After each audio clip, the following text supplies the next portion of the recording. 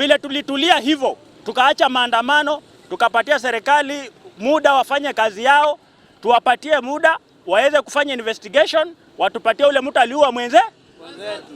Hiyo siku ya Jumamosi tuweka amani, tusindikize chairman wetu kwa heshima, tuhakikishe kwamba pia waziri wetu hatumutii aibu. Barabara power. Si Kindiki anatoka hapa. Na si ndio waziri wa usalama.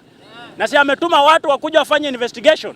Sisi kama chama tumesema tutampatia wakati afanye investigation na watupatie ripoti vile maneno inaenda mpaka ule mtu ambaye alishuti chairman wetu aweze kupatikana. Msikubali watu wengine wanatoka Kamulima hapa ndani hapa wanakuja kufunga barabara pale, wanaibia watu wakijiita watu wa bonda bonda.